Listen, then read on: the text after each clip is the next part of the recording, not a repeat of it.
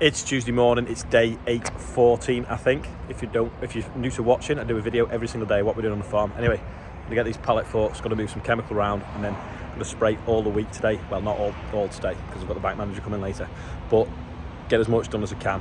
So, let's go.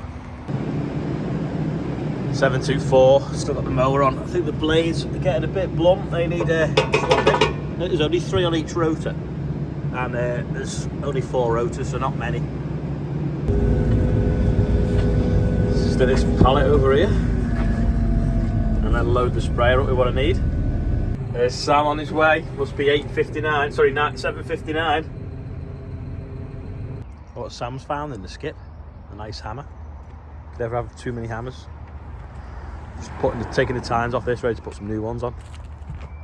This field of wheat, it's obviously had a big burr patch here, so we've patched it up with some spring wheat. Now you can see there's a 12 metre bit there that's a bit lower than this 12 metre stretch. That's because we were going up and down and missing every other one, and we ran out of seeds, so this was sown 2 weeks later. Anyway, the stuff that was sown early is now in boot, so there's seed heads there already, and then this hopefully will not be so far off it, even though it's 2 weeks behind, and hopefully come harvest we'll harvest the whole thing in one go. So that is the winter wheat and the spring wheat that's been stitched into it. So it's good having that drill that we can just come and patch in. Anyway, this is one as well that had a little bit of volunteer barley in it, so you can see here some volunteer barley, but it's only feed, so it doesn't matter. And then there's some wild oats that are dying off, a bit slow to die off. We sprayed it when it was in boot, and they're only just dying off now, but it's definitely dying because they've gone purple. And the boom's having a little bit of a dance, so we stop now and have a look at it. Yeah, it's gone. Whirlwind in the dust. We've got, well, it used to be Yorkshire Bank, I still call it Yorkshire Bank, but they're now Virgin Money. So we've got Oliver and, what's his name? Dale. I've only known him for like 3 years because he took over from Ross. They've been looking around the farm this morning at another different diversification, and apparently they're going to give me like a mortgage rate on a new farm at like a ridiculously low rate. Just need to find one to buy.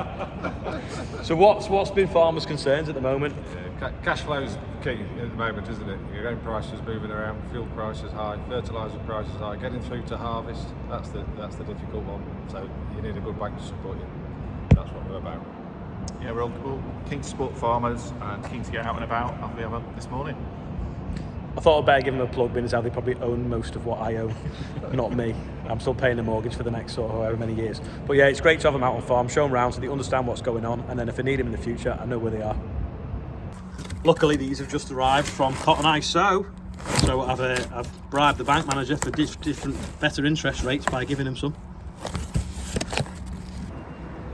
I thought John from Spalding's had retired, but he's just come round with the new guy that took over, Ethan. So some special offers from Spalding's, including seed socks inside. Dad's loading chip onto Simon's Beastly trailer on the back of the 939. Better quality chip now we sort the chipper out.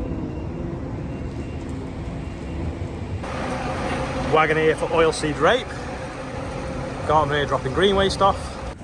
Great thing about that sprayer is I've left it filling up with water now. It's going to turn itself off when it's full. So it means I can come and see the 7.7 purring away, tedding the hay that we mowed yesterday. And it smells lovely as well.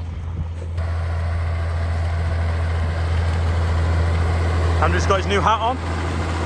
Available online now. Missed a bit here though. Sounds well though, doesn't it? I'll run the other side so you can hear it purring.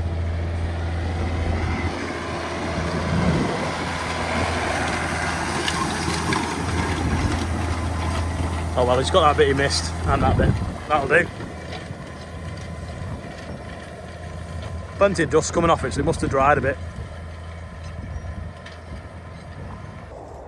In the sunflower field now, this just shows you that ploughing doesn't work.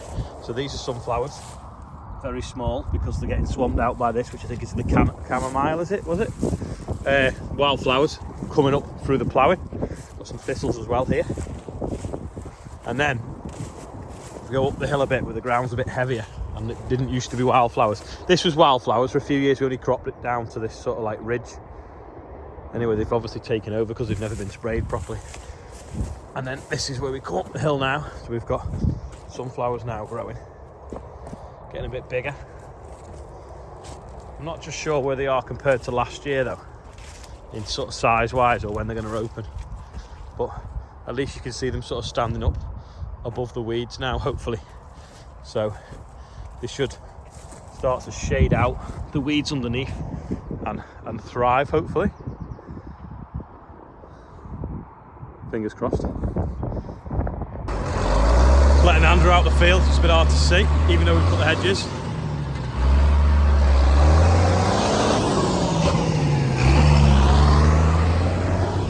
Beast.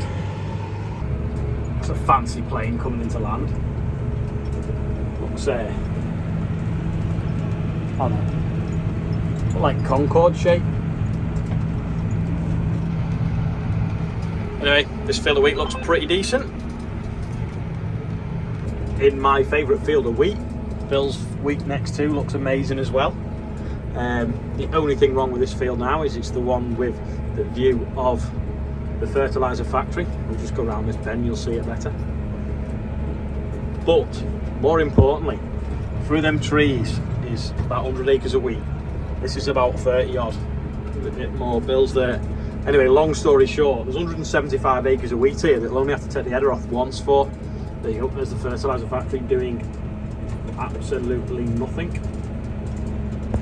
So, what would be great come harvest, if that field's ready, this field's ready, the other fields are ready, we can come in with the combine and cut 175 acres maybe, a bit more perhaps, maybe 180 acres, all in one afternoon would be amazing, or one day. So we'll see how it goes at harvest and see if we can actually do that.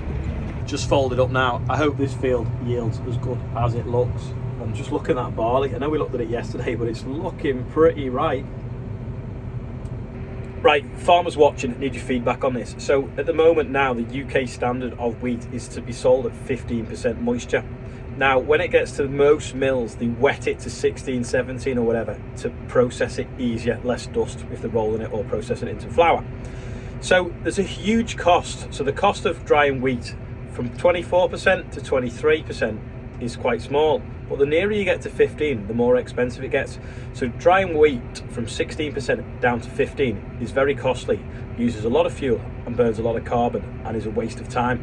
So don't you think the mills, at least for this year while we're in uncertain times, should commit to not knocking money off grain delivered at 16%, or make 16% the new normal, because that's what it used to be years ago. There's a lot of energy being wasted there, getting from 16 down to 15. Now, if you're a mill out there and you're watching, or you work for a mill, there's a great marketing idea here if you will be the first to commit to saying you will take grain at 16% with no penalties for this harvest. So what do people think about that? Good idea or not? Do we start a rant on Twitter and get a bit of a campaign going? What's your thoughts? The NFU are looking into it, but trying to do it sort of like the old-fashioned way, where we're talking to AIC and doing different things like that, which I've been involved with the NFU. But I do think that maybe we just need to take the bull by the horns here and just march on with it. Talking of NFU, tomorrow night, Crops Board sort of farm walk, well, not farm walk, trials walk in Lim, and also we've got pizzas there as well. So if you're in the Northwest region, NFU member, book yourself in so we know how many pizzas to do. I'll put the flyer for it at the very end of this video so you can check in with that. Anyway, a little bit of a rant there, but what do you think? 16% moisture, UK standard. Just passing, so I thought I'd show you this. This is the mustard. It's nearly in flower. It's got little beetle things on it. It's not as tall as it has been other years. I don't know if it's a different variety I've got, and it's a bit poor there, but it's definitely here. So we'll harvest it for cover crop seed for the next year or so. This is the rape round the rest of the field that was struggling, but looks okay now. A little bit of weed over there, but looks quite thick. Bit of congestion in the yard. Someone's tipping another trailer of chip. And High Vis Liz is here. Helen Wainwright's birthday today. Happy birthday, Helen. There we go, she's got a high vis on as well. As Liz just said, Helen Wainwright's birthday. This is the birthday bumper. Harper Hippison, I think it is. Stephanie and Jason Hewson, it's the 19th wedding anniversary.